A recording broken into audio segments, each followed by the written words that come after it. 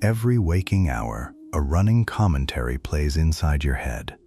It narrates your mistakes, rehearses your worries, and quietly shapes how you see yourself long before you've had a chance to think it through. Most people never stop to notice this commentary because it feels like background noise, as automatic as breathing. But that voice is doing something far more consequential than simply describing your day. It is, in a very real sense, building it. Psychologists have long pointed out that our internal narration isn't neutral. The words we use with ourselves influence our stress levels, our confidence, our willingness to try new things, and even our physical health. Someone who wakes up and immediately thinks, "I'm going to mess this up," is priming their nervous system differently than someone who thinks, "Let's see what today brings." Neither person is being dishonest, but one is rehearsing failure, and the other is staying open to possibility. Here's the uncomfortable part. Few of us ever chose this voice deliberately. It was assembled, piece by piece, out of things we heard as children, moments of embarrassment we never processed, and cultural messages about what counts as realistic versus foolish optimism. A parent's offhand criticism, a teacher's sigh, a friend's comparison. All of it got absorbed and eventually became indistinguishable from our own thoughts. We call it just how I think, but it was largely inherited, not designed. The good news is that a voice which was learned can also be relearned. This isn't about pretending problems don't exist or forcing yourself to feel cheerful when you don't. It's about noticing that you have more say in this internal conversation than you've been using. Most people operate on autopilot, replaying the same handful of self-critical scripts day after day, without ever questioning where those scripts came from or whether they're actually true. Consider the difference between two people facing the same setback: a missed promotion, a failed project, a difficult conversation. One immediately concludes, "I always screw things up. I'm just not cut out for this." The other thinks, "That didn't go the way I wanted. What can I take from it?" The event is identical. The outcome, emotionally and practically, is not. The first response closes doors. The second keeps them open. Neither person is lying to themselves, but they are drawing very different conclusions from the same raw material. This is the foundation of everything that follows in this guide. Your self-talk is not a passive mirror of reality. It's an active participant in shaping what you notice, what you attempt, and how you recover from difficulty. That doesn't mean thoughts alone create outcomes by magic. It means the story you tell yourself about a situation determines whether you show up to face it with curiosity or dread, whether you try again or give up, whether you extend yourself grace or contempt. Over these 6 parts, the goal isn't to eliminate every difficult thought. That isn't realistic and it isn't necessary. The goal is to build a working relationship with your own mind, to notice when the old, unhelpful script is running, to interrupt it without guilt, and gradually to install language that actually serves the life you're trying to build.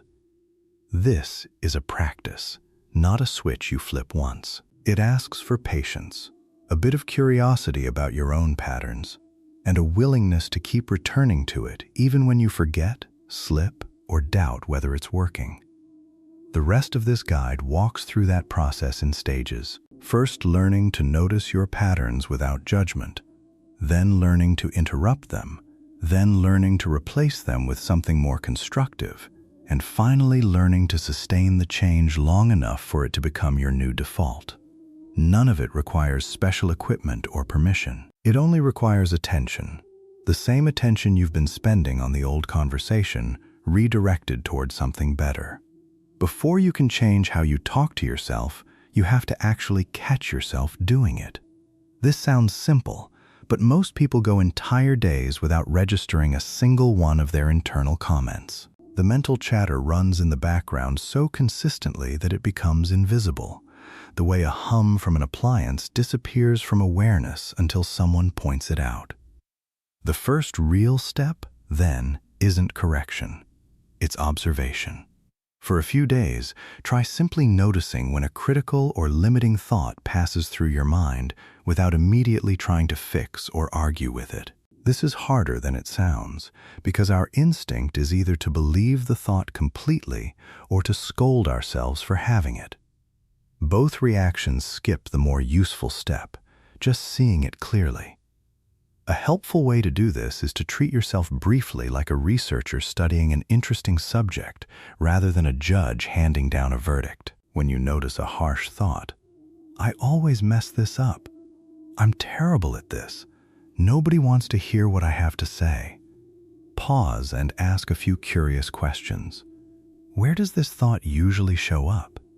Is there a particular situation, person, or time of day that seems to trigger it? Does it sound like your own voice, or does it sound suspiciously like someone else's? A parent? A teacher? An old rival? This kind of gentle curiosity does two things.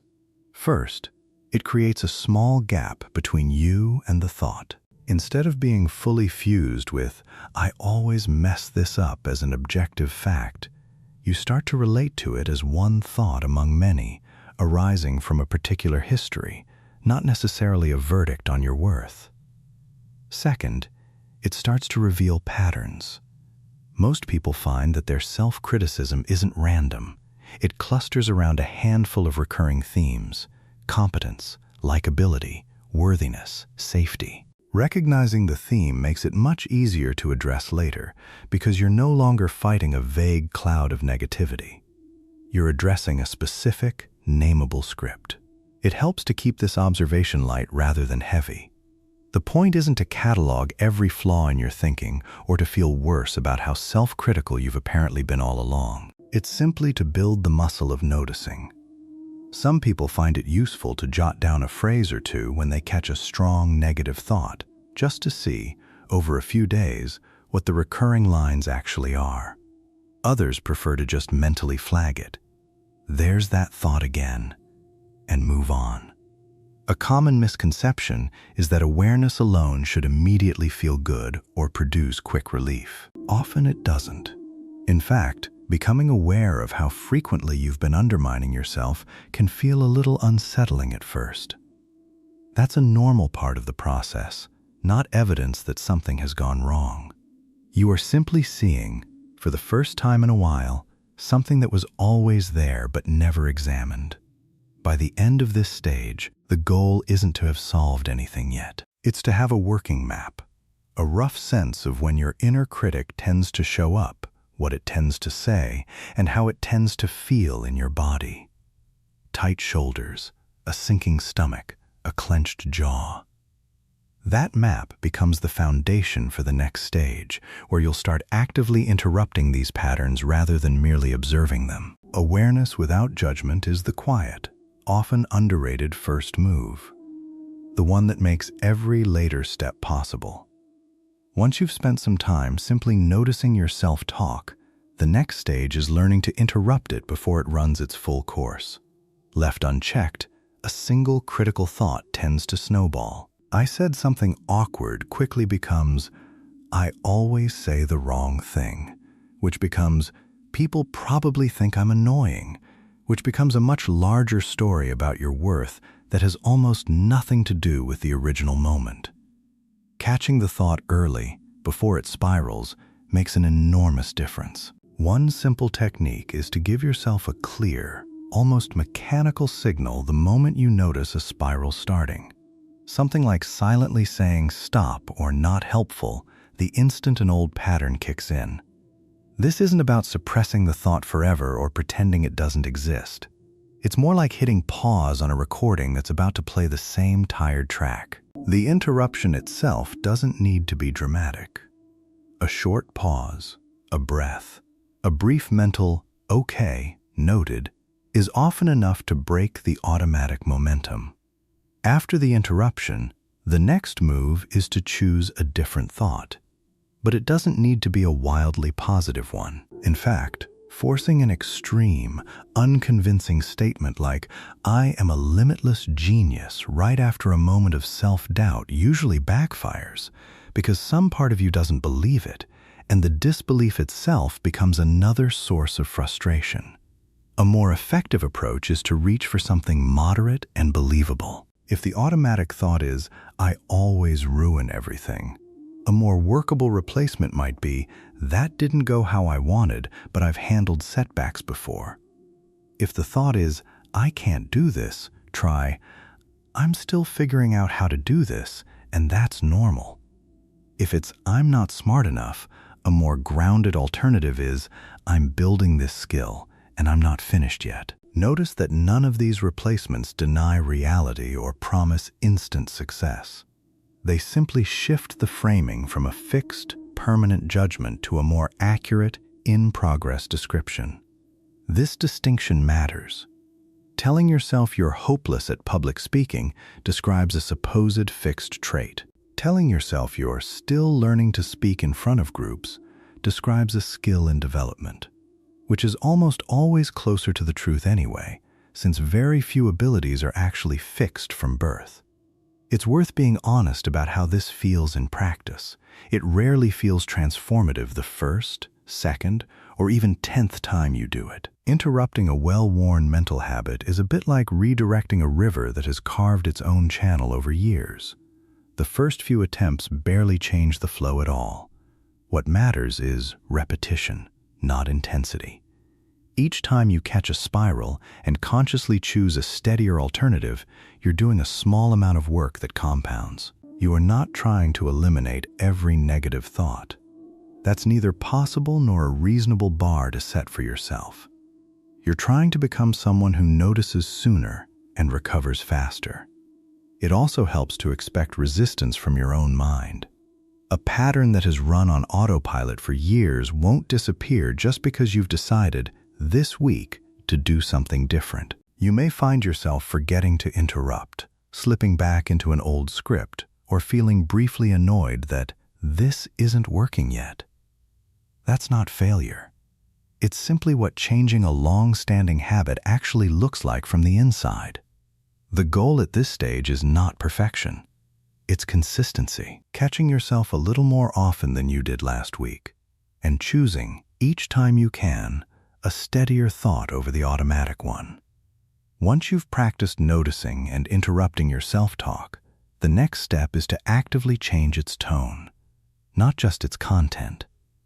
Most people would never say to a struggling friend the things they routinely say to themselves. If a close friend admitted they'd made a mistake at work, few of us would respond with contempt or ridicule. We'd offer perspective, remind them of their strengths, or simply listen.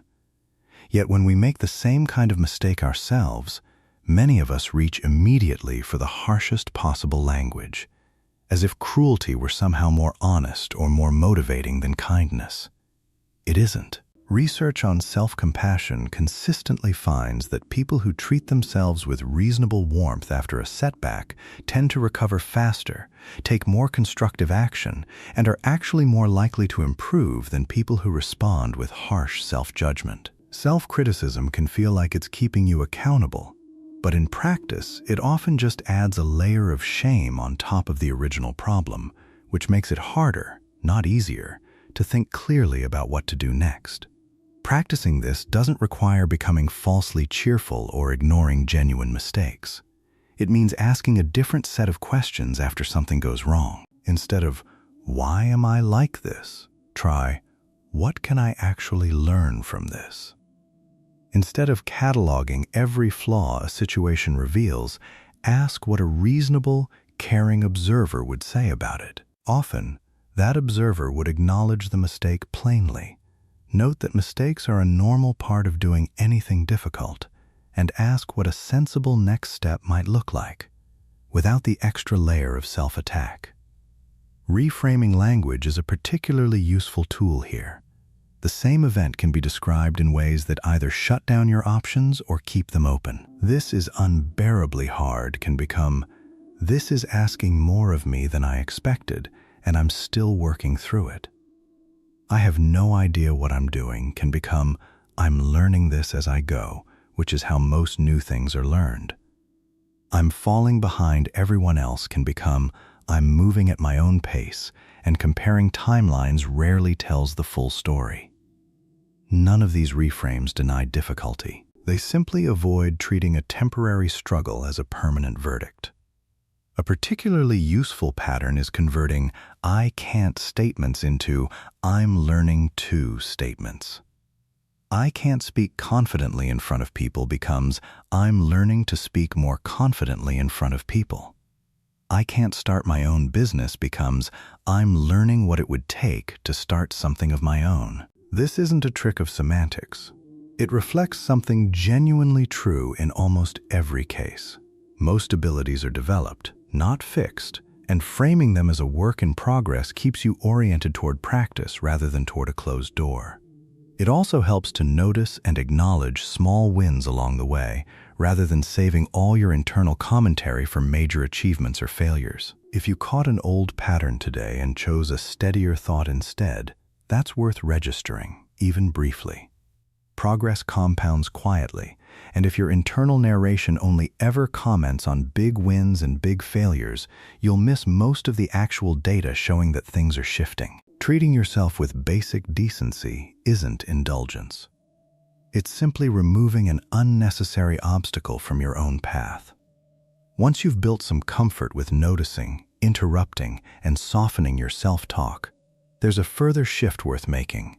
Speaking to yourself not just as you are today, but as the person you're working toward becoming. This isn't about pretending to